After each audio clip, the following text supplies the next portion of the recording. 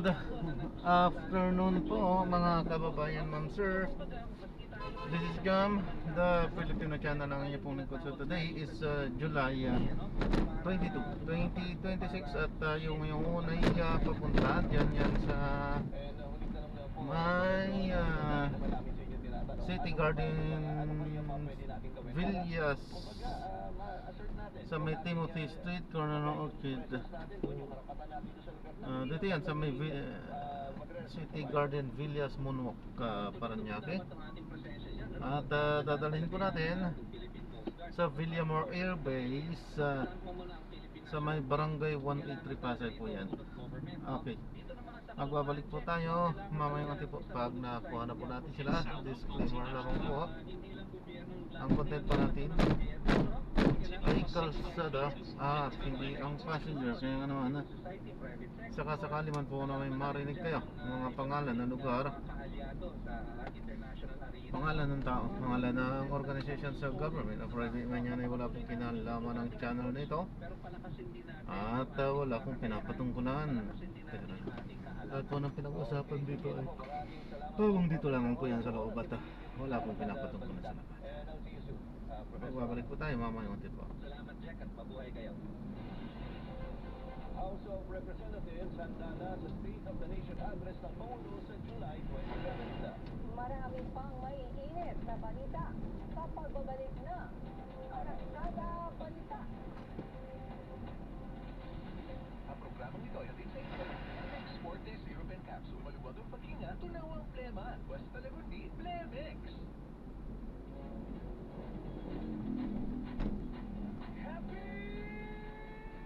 Playtime Entertainment is an entertainment platform bringing together media, sports, and digital content on the international stage. Visit playtime.ph and follow Playtime Entertainment on social media for moments that make you happy. Playtime Entertainment. Born for happiness. Delivery! What are you out there? In 80 meters, turn left onto Timothy Street. In 40 meters, turn left. Tulad ng pag-iwan, multi-purpose loan. Pwede pang negosyo, tuition, personal needs, at iba pa.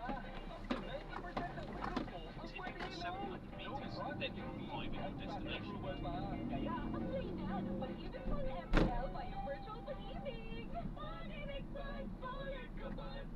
Ang programa ito ay hatid sa inyo ng Plemex for Kids. Mommies, agapan agad ang upo at lemang nakatara. Pambatang lagundi, Plemex! Nagsaservisyo niya Corpus Admix Boosters po.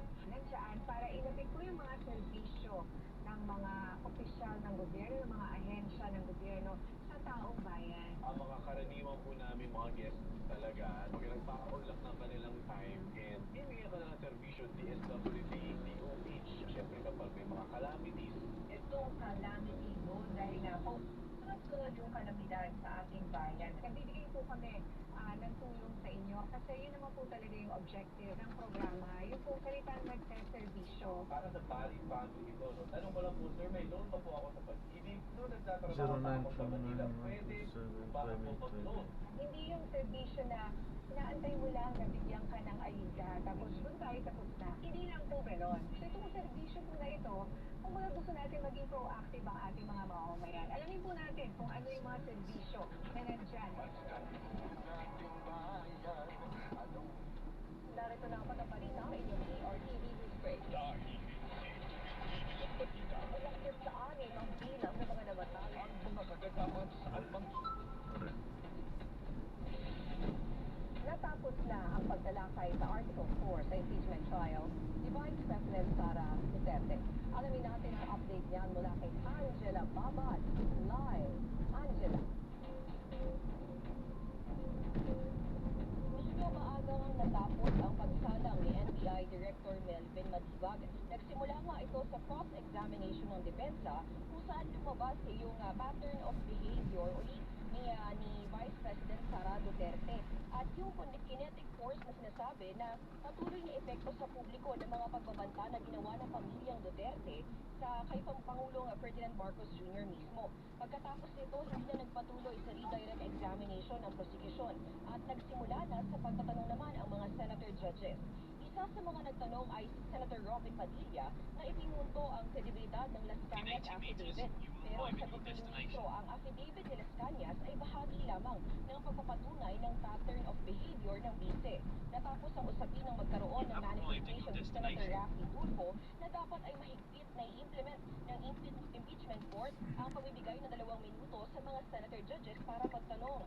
Isa rin sa mga naging paksa ng sagot ni Matibag sa mga senator judges ay ang pag-iit na may ibang requirement para sa impeachment at ito ay doon na sa sinasabing hindi kailangan ipresenta ang aktual na taong kinontrata ng BCU para gawin ang nasabing banta. Ang mahalagaan niya ay ang mismong admission o pagbanggit ng Vice Presidente na may nakausap ito. Bagamat sa mga oras na ito ay wala pa anyang tukoy. So, drop na natin siguro. 940 kilometers Maraming salamat po ng sa South panonood Eastern ng Luzon. sa mga po. Nagpapaulan na po Ingat yung at bundok God o bless. trap Paalam ng po. LPA sa bahagi ng Bicol Region at Eastern Visayas, habang nagadala naman ng malalakas na ulan ang habagat sa Palawan, Western Visayas at sa Western at Central Mindanao. Lalakas po hanggang tropical storm ang bagyong Quiapo habang binabaybay pa west-northwest ang Philippine Sea, kaya pwedeng signal number 2 ang pinakamataas na itataas na babala sa hangin.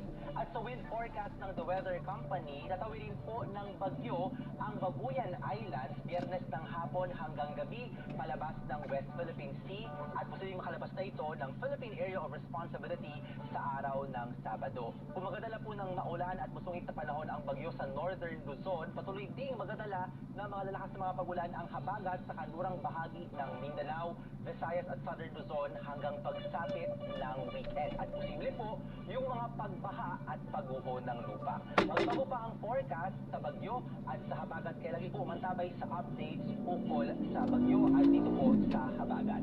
Sa rainfall forecast ng The Weather Company para bukas July 23, Huwebes sa Mindanao, malalakas hanggang matinding ulan ang aasahan maghapon dahil sa habagat sa Zamboanga Peninsula, Marm, Soc-Sargen at malaking bahagi ng Davao Region. Meron ding malalakas na ulan sa hapon sa may Bukidnon at malaking bahagi ng Caraga at sa gabi meron pang malalakas na mga pagulan sa mga Mindanao provinces at kanlurang bahagi ng Cotabato Province. Sa Visayas naman may mga daraang ulan sa umaga pero tanghali pa uulanin yung mas maraming lugar sa Kabisayaan. Meron pong malalakas na ulan sa hapon sa ilang bahagi ng Panay, maging sa may Northern Negros at sa Eastern Samar at sa gabi meron pong malakas pang ulan sa may Kaya Southern naman yung Negros, umano dito doon. po sa may Central or Northern Cebu at maging sa Camotes Island.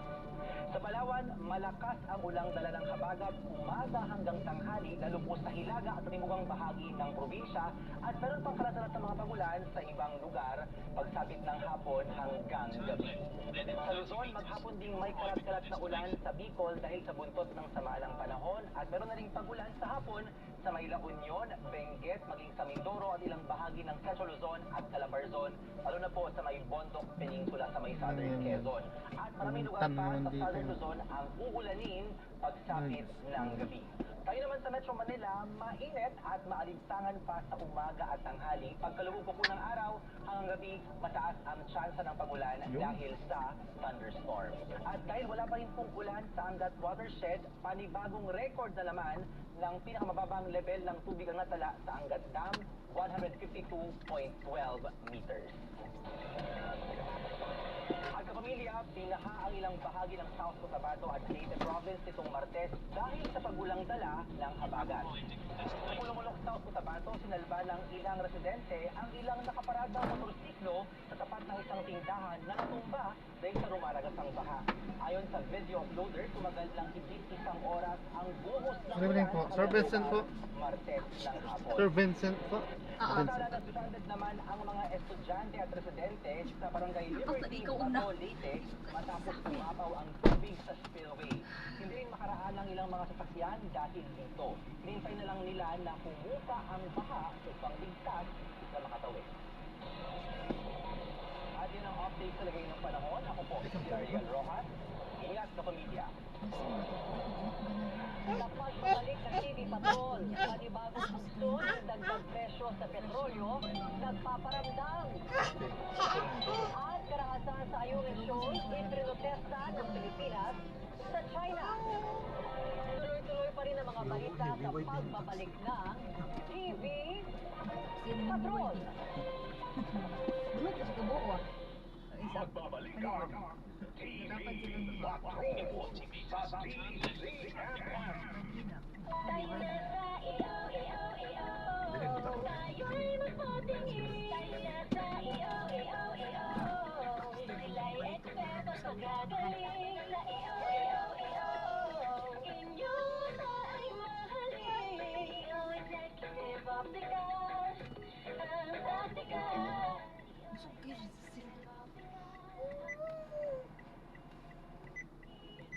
Ganun din po sa mga, ito,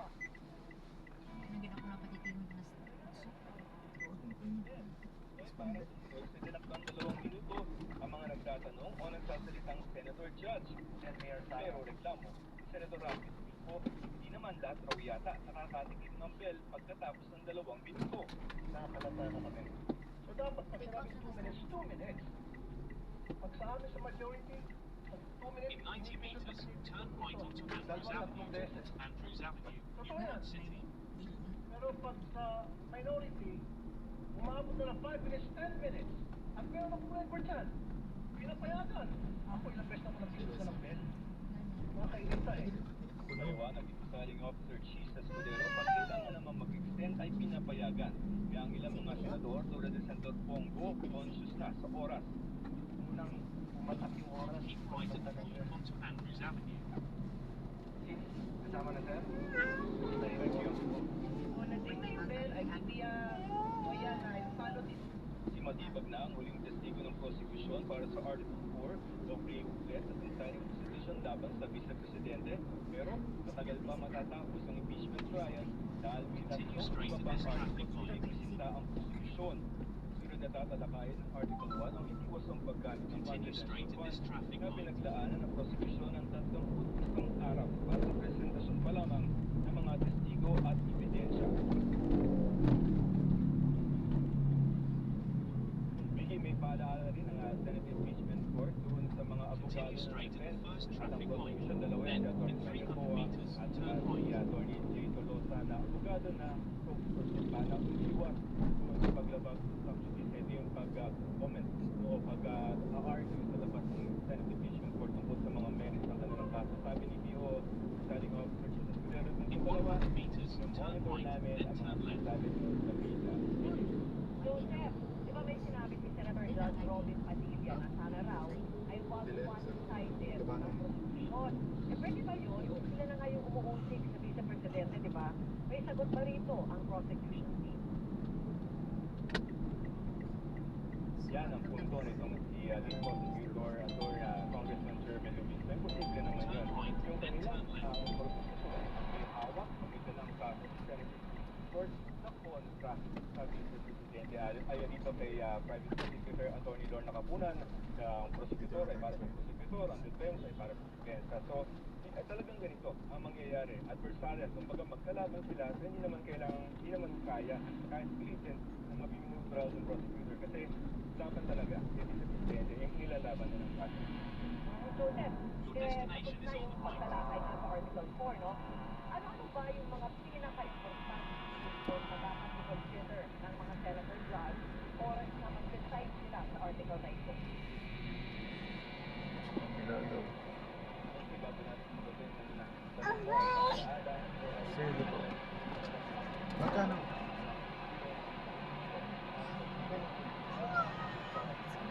80 po.